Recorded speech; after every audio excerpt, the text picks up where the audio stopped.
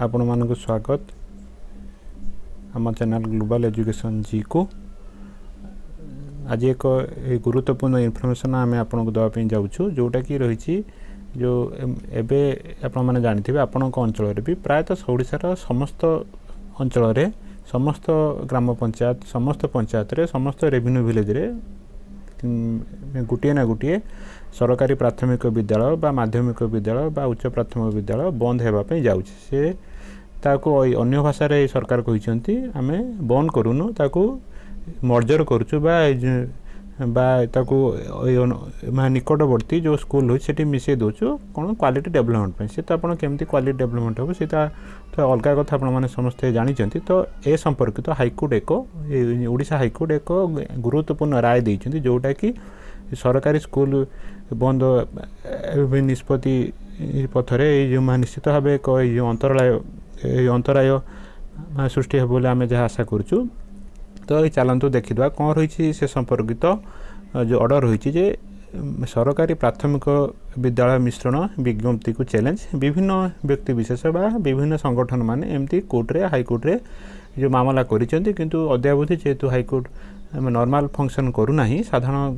जमती हियरिंग हवा कथा हो ना तेणु से संपर्कित हियरिंग बहुत कम होची से संपर्कित एक ऑर्डर बा पेपर आर्टिकल आमर हस्तगत होईची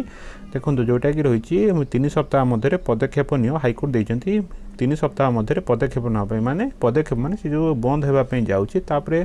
3 सप्ताह मध्य पदक्षेप माने पॉजिटिवली ताको विचार करके पदक्षेप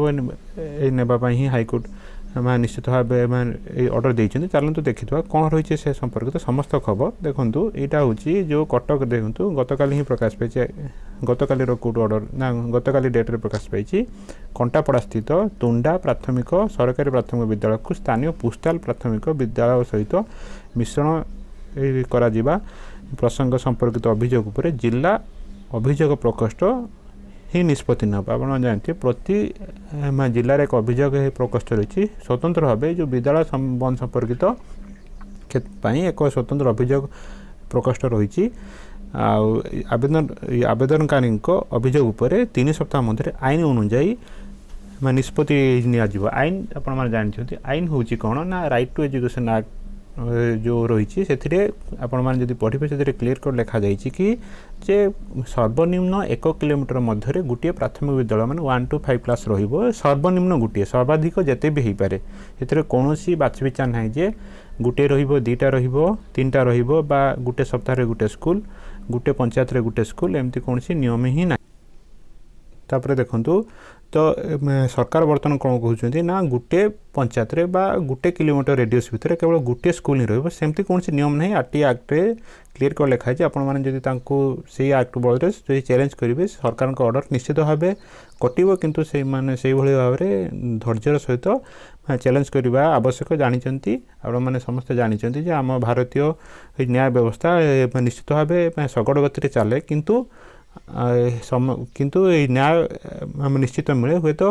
डिले हो पाए जहाँ भी हो आम मैंने आपण मैंने धैर्यर सह या सामना करने आवश्यक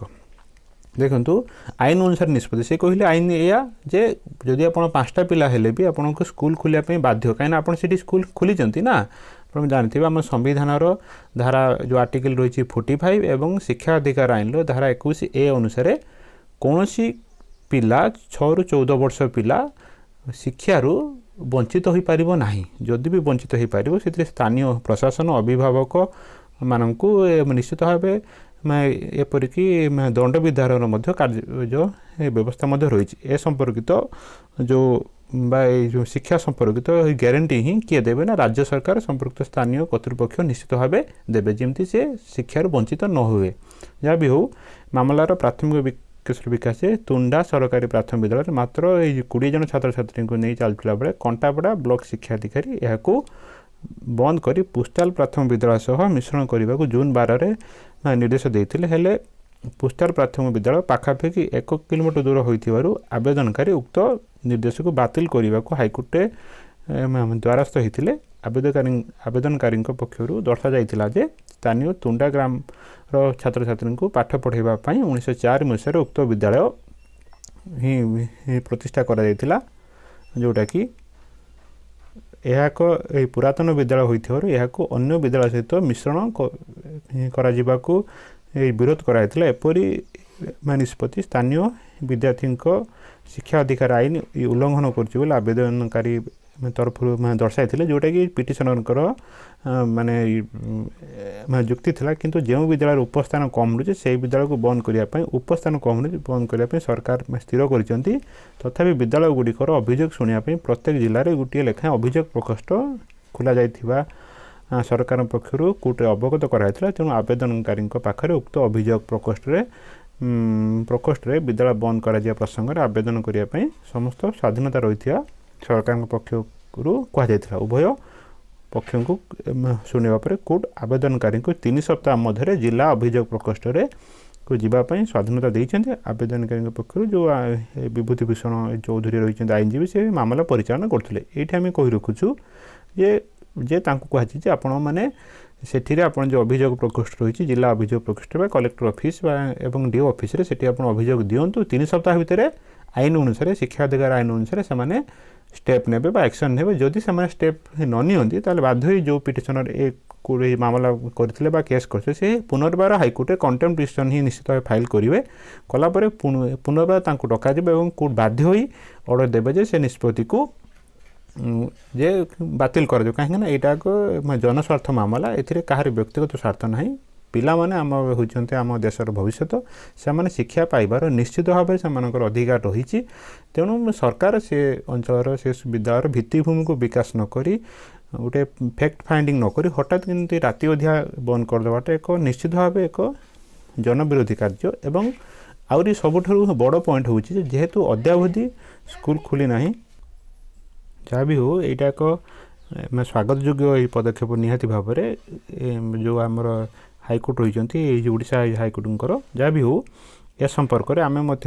ଏ ପରବର୍ତ୍ତୀ ଭିଡ଼ିଓରେ ବିଧିବଦ୍ଧ ଭାବରେ ଆପଣମାନଙ୍କୁ ଏକ ମେମୋରାଣ୍ଡମ୍ର ଫର୍ମାଟ୍ ଦେବୁ। କେମିତି ଆପଣ ଆଇନ ଅନୁସାରେ ଯେଉଁ ଫର୍ମାଟ୍ ରହିଛି ସେ ଫର୍ମାଟ୍କୁ ଫିଲ୍ଅପ୍ କରି ବା ପୂରଣ କରି ଆପଣଙ୍କ ଏରିଆରେ ଯେଉଁ ସ୍କୁଲ ବନ୍ଦ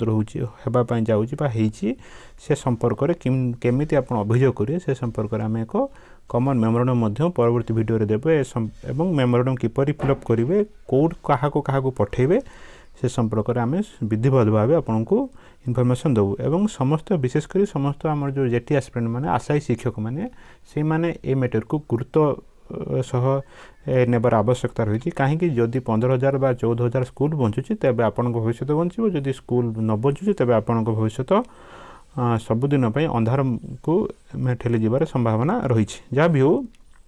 ଆମର ଆସ୍ପିରାଣ୍ଟ ମାନେ ନିଶ୍ଚିତ ଭାବେ ବିଶେଷ କରି ପଶ୍ଚିମ ଓଡ଼ିଶାର ଯେଉଁ ଆସ୍ପିରାଣ୍ଟ ମାନେ ରହିଛନ୍ତି ସେମାନେ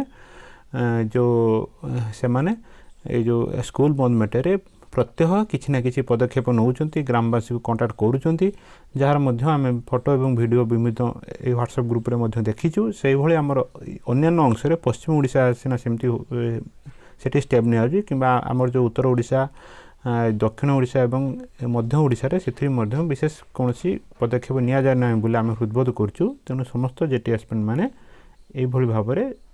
ସାରା ଏଇ ଓଡ଼ିଶାରେ ପଦକ୍ଷେପ ନେବାର ଆବଶ୍ୟକତା ରହିଛି। ଆପଣମାନେ ଆପଣଙ୍କ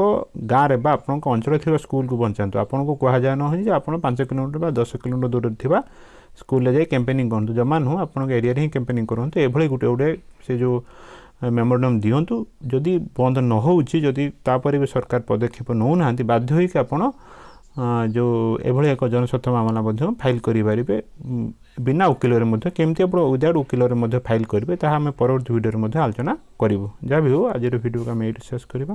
ଧନ୍ୟବାଦ।